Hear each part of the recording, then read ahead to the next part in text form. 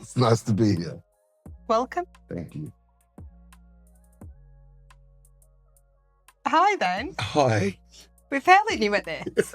Okay, so I'm Alex, and today I'm going to ask Beck a series of questions, and you're going to try to answer them, or you are going to answer I am them gonna as answer. truthfully We get and as comfy. honestly as possible. And we haven't rehearsed This anything. is very unrehearsed. So first, I want to say congratulations Thank you. on putting yourself out there and giving this a real go, not just for yourself, but for anyone who's listening. Yeah. And I want to start by, we're going to go back and everyone's going to learn everything about you. Yeah. But before we do that, who's Beck today? Ooh, that's a hard one to start with. Who's Bex today? Bex is a lot stronger than what she would have ever thought she could have been. I'm a different person in some aspects. A lot of aspects I've still got some work to do. But yeah, I'm very different. The way I approach worries and anxieties, like I've learnt a lot through my journey. So yeah. So today you're very different to who you were. Mm-hmm. Would you say you're more confident? Not necessarily. Okay. Are you more resilient? Absolutely. Okay. And you're less fearful? Rationally fearful. You're rationally fearful? Yeah. Okay. Okay. So, you were silent for a long time. Yes. Apart from the obvious, Mm-hmm. what was behind the silence? I know we just mentioned fear, but fear. And also, I didn't want other people's opinions. I felt like I was questioning a lot of how I was going to approach the next chapters of my life. And I went through that a million times.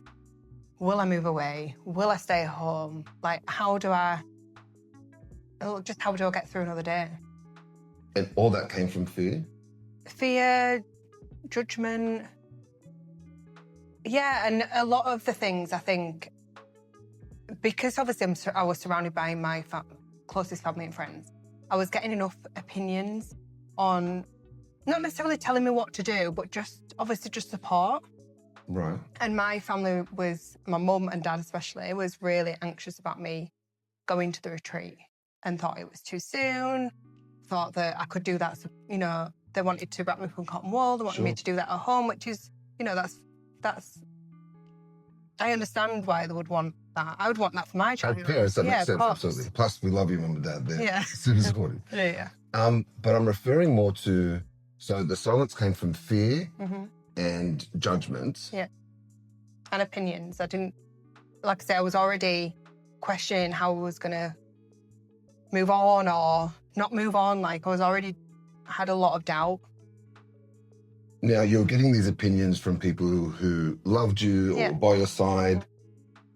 I want to touch on the people that weren't there for you and made it hard for you. Okay. Hello? Yeah, this is the real stuff. You're going to take it out, right? I think that's a bit too soon. It's not. It is. Tell me why. Because I'm already fearful enough of normal. No, that's too soon. Sure, okay. And we might not even use this, but you were fearful. You've broken the silence. Now you said you're going to talk about it. And to get back to a part where you're going to learn anything, we've got to go back. Past Ben, dancing, right? We've got a long way to go. Yeah. This is the first step, and we can't stop because of fear.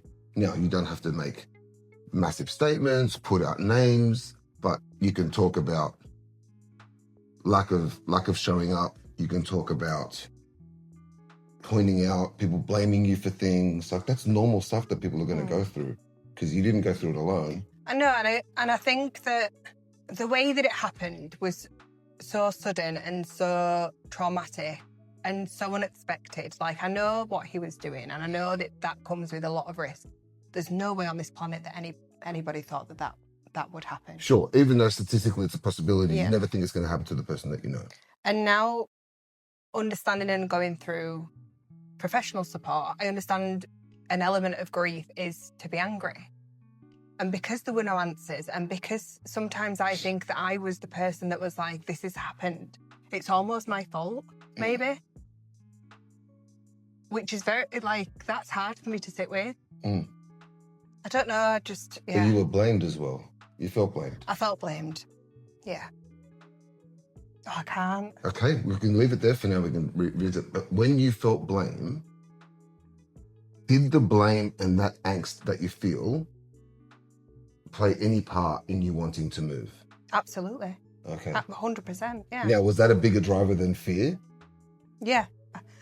Yes, You know, absolutely. you know what I'm getting at? Yeah. Okay. Yeah.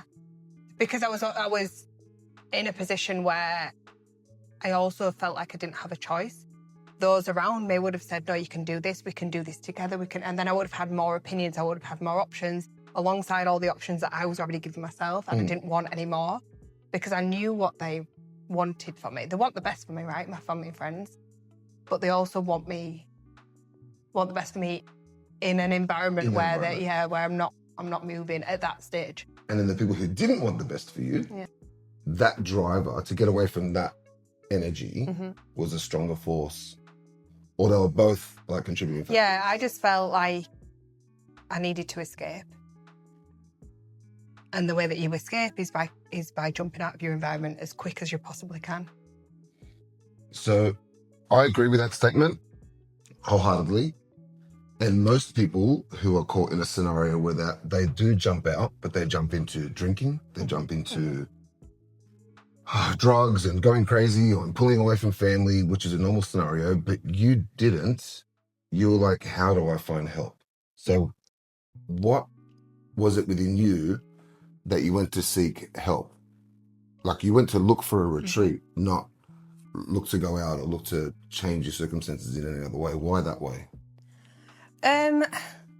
I honestly, like when I first started looking for retreats, I was going down a fitness avenue purely because of the environment I was coming from, and I felt like that would almost give some sort of respect to him, and I'd be doing it alongside him. So I was solely focused on looking for some sort of fitness retreat, and then I remember thinking about my different options and being like, that's probably not the best environment for me right now because I'm vulnerable with my eating and I'm vulnerable with over-exercising when I'm in a vulnerable state, which I was.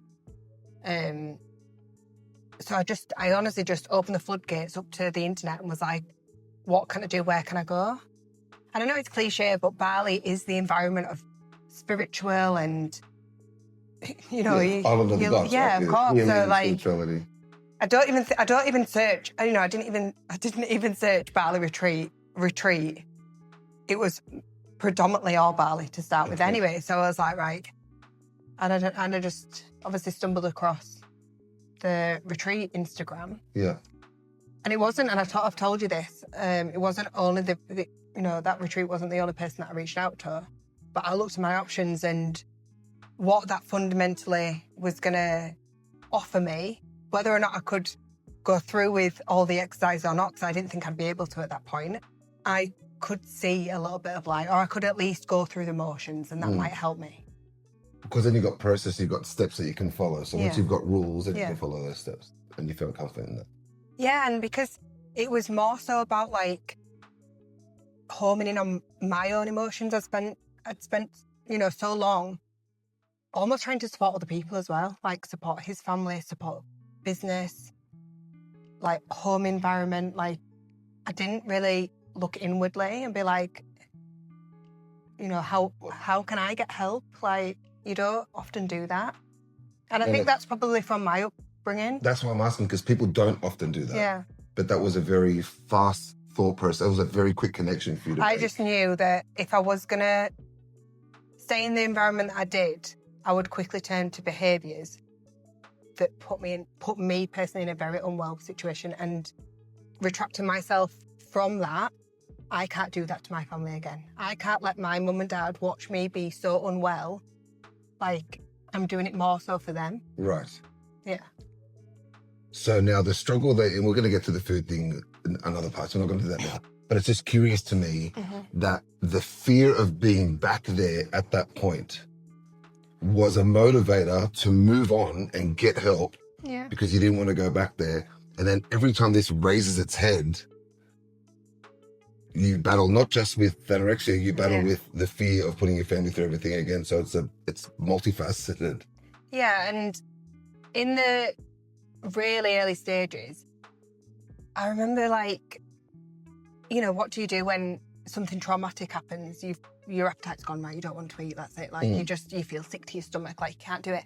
I was the complete opposite, and I don't know whether it was my body in a bit of a battle, being like, finally, like she's got all the stress that she just needs to support her body. Your focus is somewhere else. Like somewhere else completely, and I didn't have the capacity. You know how much it consumes me. Yeah. I physically didn't have the capacity to give the energy to the illness, which is mad, because that's almost as if I'm saying it's a choice when people who know it's not an active choice. Like sure. But it's an active battle. It's an active battle. Yeah, it's an active, yeah. So when it was really early stages, I was neglecting my body in the opposite way. It wasn't to the extreme as, you know, binging or anything like that, but I could have got there. And I remember being there, and I was like, I can go ahead and continue to do this, and I can go and binge, and I can put on weight, but I know where that's also going to lead me, and I'm going to be back in a rabbit hole. I'm going to probably be back in not a great place. Mm-hmm. So I was desperate, and I was also, because when people are watching this, they're looking for hopefully like a green light or an answer, and I don't have that. I reflect on it a lot, and when I do my gratitudes, one of the main things that I suggest is that I'm so grateful that I had time. Like, I'm so grateful that I was in an environment where, yes, the home situation was an issue to begin with, but I did have somewhere to go. I went and moved in with my uncle for a little while. So I had that time. I don't have commitments. I don't have children. Like, I didn't have financial worries. You know, I've got my mum and dad supporting me. So I was just so grateful that, you know, I had that time to be able to be like, I can go to a retreat, because quite often people that are in shells like that and don't know what to do, that they're scrambling with all sorts of other external factors, not just that one thing. Like, and I'm like, I cannot be more grateful that I was given that time. Okay. Good answer. That was all the way around the houses to get water. I'm very thankful. Yeah, sorry, I'm fidgeting. So you've done a lot of work emotionally, physically, spiritually. Yes. Although that last one, I'm not a very spiritual person. Like, I'm not. I don't always believe in manifesting, because that frightens me, actually, because I remember reading, and a lot of you will have probably read it. It's a very common and well-read book. It's The Secret. You know exactly what I'm going to say. So, and I remember reading like the first couple of chapters, and it said, if you engage in sort of negative energy and feed these negative vibrations just by your thoughts, they will happen. Yes. What's the first thing that you do if somebody says that to you? Continuously negative.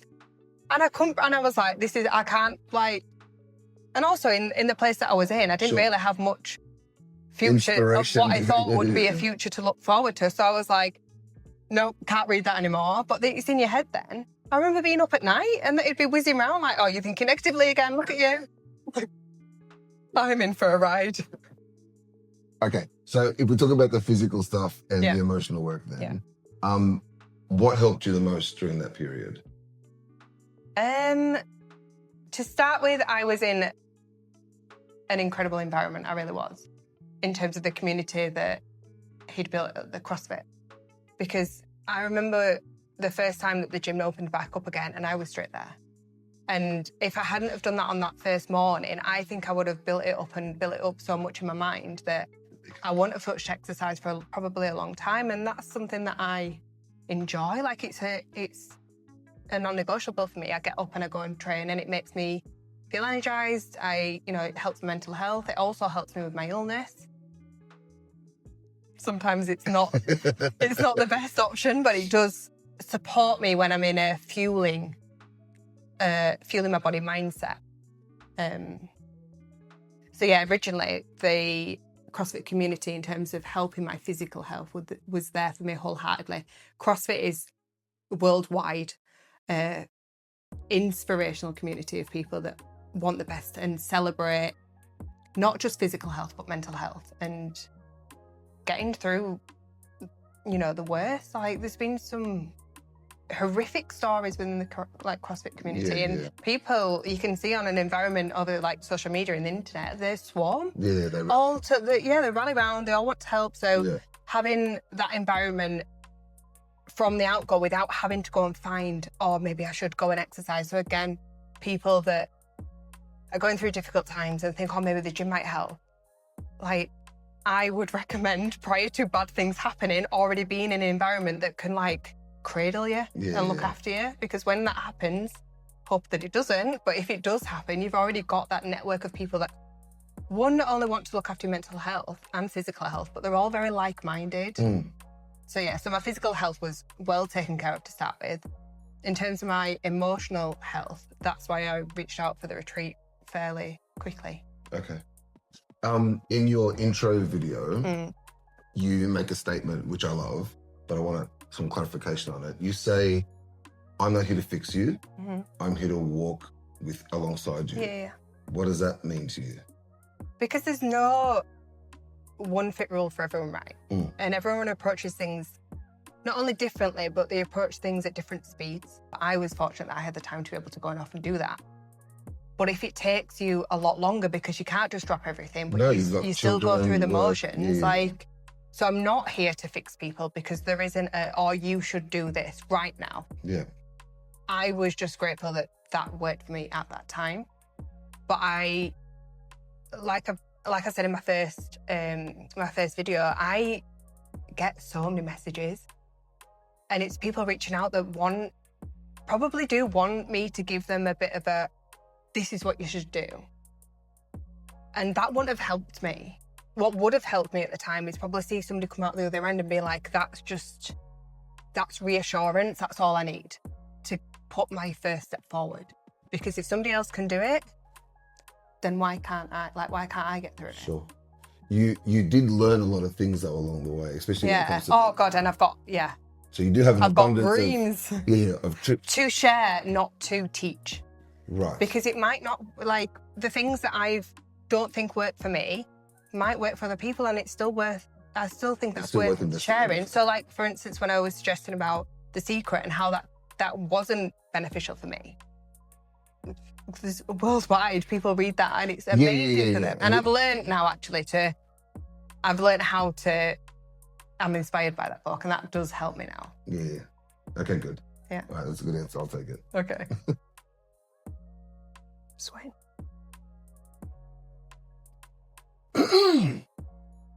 1 minute. Do that again. Oh, thank God.